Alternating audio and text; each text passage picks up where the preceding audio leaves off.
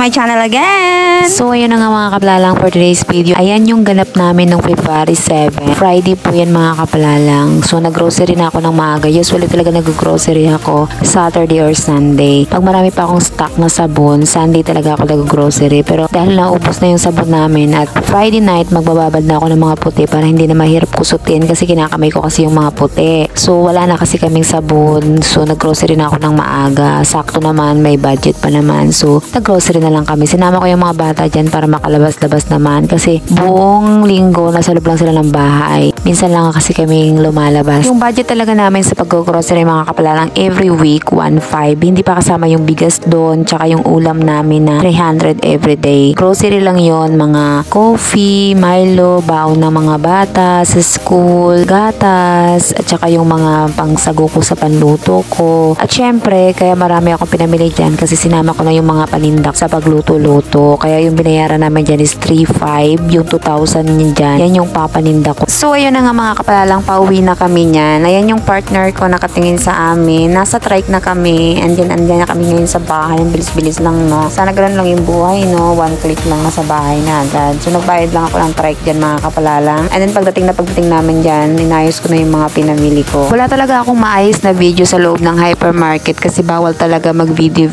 sa loob ng hypermarket. Nagkaroon lang ako ng video na nagbayad na ako sa counter. Tsaka ayaw ko ring mapahamak. Doon nagtatrabaho yung partner ko. So, hindi na ako nag-take ng video. Dati may video ako. Maalala niyo sa mga previous video ko. Ma-share ko lang mga kapalalang, no? Minsan na lang talaga ako nag-grocery sa hyper. Mas gugustuhin ko na mag-grocery ng malayo kaysa sa hyper. Alam niyo ba kung bakit? Based on my experience talaga. Ang susungit talaga ng mga kahira sa hypermarket. Yung para bang utang na loob mo pa sa kanila na bumili ka. Samantala, pag bumili ka sa Genera, nakita mo yung mga tao sa Genera, yung mga kahira doon, napaka-approachable talaga nila magsalita when it comes to the customer. Sino naman mga kapalalang kung sa inyo yung nangyari sa experience ko sa hypermarket, wala nang gaganahan. Di ba nga, pag bumili tayo sa tindahan, kapag yung may-ari ng tindahan masungit, hindi na tayo uulit. Kahit malayo pa yung kasunod na tindahan, doon tayo bibili kasi dalang-dala na tayo. Ang nangyari kasi sa akin mga kapalan, nung bumili kasi ako doon, konti lang kasi yung binili ko. So nag-basket lang ako. Doon ako sa basket area nagbayad kasi hindi naman ako naka-cart. So nung nagbayad na ako, etong kahira, dalawa sila, busy silang nagsasalita. Alam nilang maraming customer na nakapila. Busy silang nag-uusap-usap. Hindi ko alam kung ano pinag-usapan nila. And then pagkatapos sila mag-usap, humarap na siya sa akin kasi nandun ako sa counter niya. Humarap na siya sa akin. Alam mo yung pagka-approach niya sa akin, yung pagkasabi niya talaga sa akin na, ano yan, cash or Gcash? Yung para bang bumili lang ako sa kanto, sa palengke. Alam mo yung sinagot ko sa tanong niya, close tayo para kausapin mo ako ng ganyan. Excuse me, nagtatrabaho ka dito, dapat hindi ka ganyan magsalita. Tapos alam mo sagot niya, hindi naman daw masama yung tanong niya. Sabi ko masama yung pagka-approach mo, ayusin mo. Alam niyo ba mga kapalalang, ang dami ko pang gustong sabihin sa kanya sa mga araw na yun, pero hindi ko na lang sinabi kasi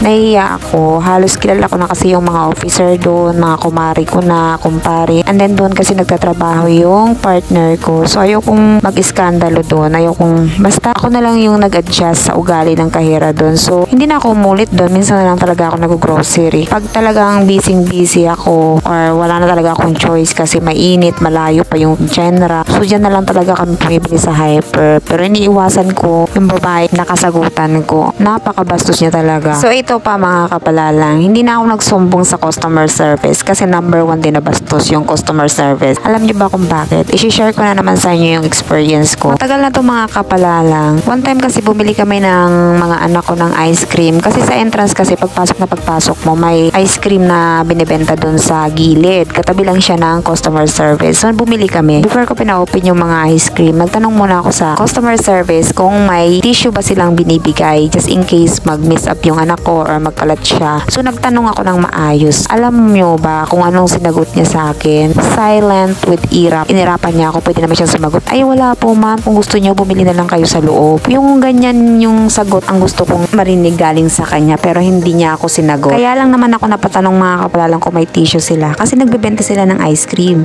So just in case na mag-miss up, may malaglag. So ready sila, di ba? Kasi kung hindi nila pinapakain yung ice cream sa loob ng hypermarket, doon nila yung titinda sa loob. So it means iti-take home yan. Kasi nga nasa entrance siya nakalagay. So it means kakainin yan habang nasa loob ng hyper. So kailangan prepared sila kung may mag-miss up ng mga bata. Kasi mga bata naman usually kumakain yan. So prepared sila, magbibigay sila ng tissue.